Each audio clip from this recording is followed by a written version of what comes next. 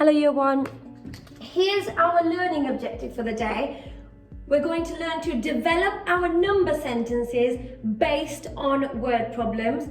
We're also going to improve the use of number bonds. We're already quite good at knowing our bonds to 10, so today we're going to be working on bonds to 20. Here are the vocabulary words that we'll be thinking about throughout the lesson. So we'll do my turn and your turn. Okay, number bonds. Whole part diagram. I'll show you that now. So for example, if we have a number bond to 20, we know that it is made out of different parts, but for example, I've shown that 20 is made out of 16 and 4. Then we have number sentence. So our number sentence for this whole part diagram would be 16 add 4 equals 20. That will be our number sentence. Word problems, which is what we are going through for the rest of the week. Addition and subtraction. Now you might see me using my addition and subtraction flowers throughout the lesson just to refer to when we're looking at our problems. Now before we start our lesson, it's important for us to know exactly what our number bonds to 20 are. So here I have got you started with our bonds. So we know that 0 add 20 equals 20, 1 add 19 equals 20, 2 plus 18 equals 20. Now, as you work down, you'll be able to work systematically to work out what the next bond is. So here we have 0, 1, 2. The next number will be 3 because it's going up in ones. Here you'll notice the pattern that it is going down in ones. So we have 20, 19, 18, 17 equals 20. And then we can carry on the pattern, 0, 1, 2, 3, 4, plus 20, 19, 18, 17, 16 equals 20.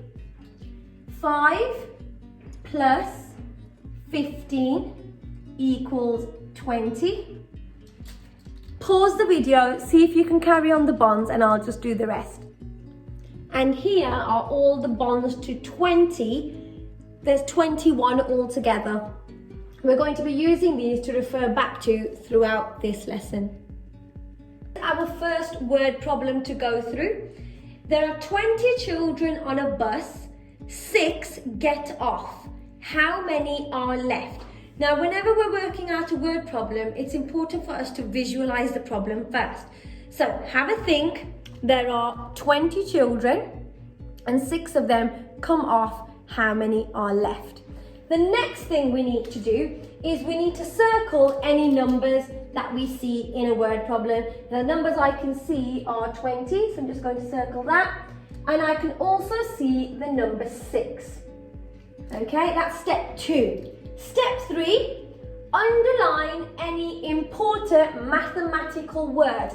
Now to think about any mathematical words, this is where I like to use my flowers. So, we need to work out whether we are using addition or subtraction. Now, having a look, because I know that 6 children are getting off, straight away I know that we are looking at subtraction. So our important mathematical word today for this word problem will be the word left. So I'm going to underline the word left. So we've visualized the problem, we've circled our numbers, we've underlined the important mathematical words. We need to choose the correct operation. Now we know that we are going to be working on subtraction because we know that 6 children are getting off. Okay, there's different ways that we can work out this question. Let's try and work out how I would do it first. So first, what I could do is, because I know that there's 20 children, I would start off by drawing 20 circles. We don't need to draw 20 people, we don't need to draw a bus. I'm just going to draw circles. So let's draw 20. 1, 2, 3, 4, 5, 6, 7, 8, 9, 10. If I replicate this, I know that I will have 20. Okay, So here are my 20 children on a bus. I know that 6 get off, so I'm going to cross 6 out. 1, 2, 3, 4, 5, 6. And then I can work out how many are left. So in regards to recording the sentence, I would start off with the greatest number because we're looking at subtraction. 20 subtract 6 equals, and now I just need to count out how many are not crossed. So 10, 11, 12, 13, 14. Okay, there are 20 children on a bus, 6 get off. How many are left? I have worked it out and I know that the answer is 14. There are 14 children left on the bus. Now there is another way that we can do this. Because we have been looking at bonds to 20, when we look at the number 20, we straight away know that it's going to be a bond to 20. And we can see the number 6 here. We already know, just by looking at our bonds, we can just have a look at these bonds here. We know that there's 20 children, 6 came off, so we know the answer will be 14.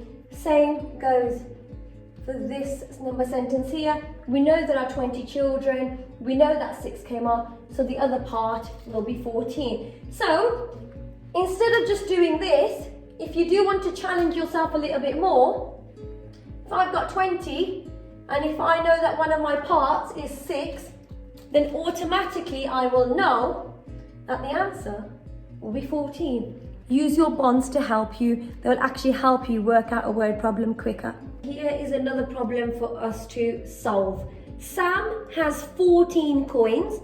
Someone gives her 6 more. How many does she have now? So first we're going to visualize the problem. So have a think. We've got 14 coins so far. Someone gives her 6 more. Okay? The next thing we're going to do is we are going to circle any numbers that we can see. I can see 14 and I can also see the number 6. Now we're going to underline any important words to help us to solve the correct operation.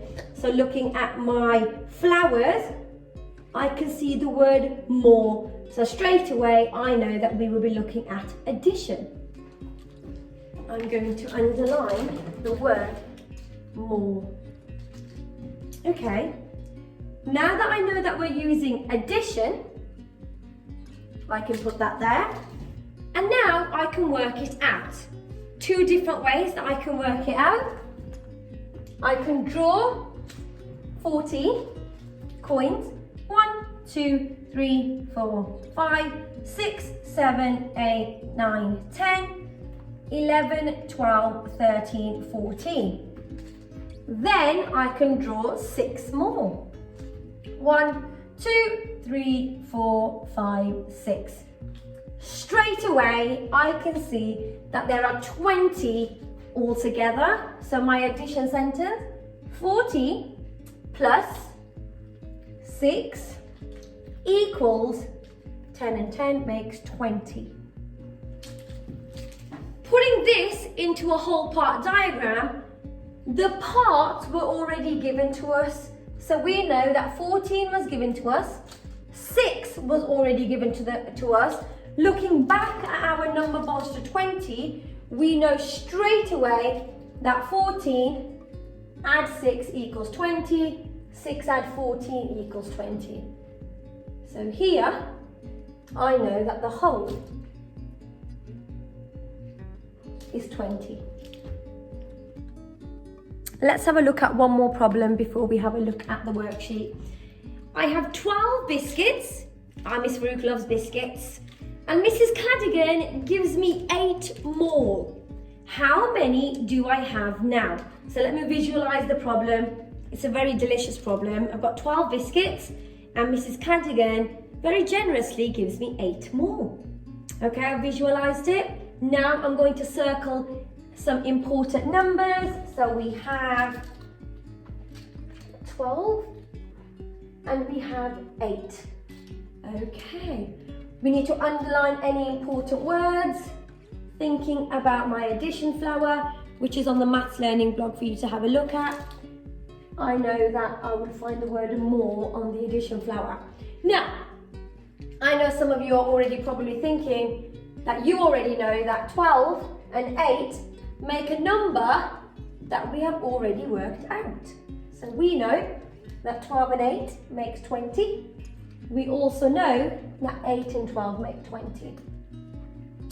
So straight away, hopefully, we already understand that the answer to the problem is 20.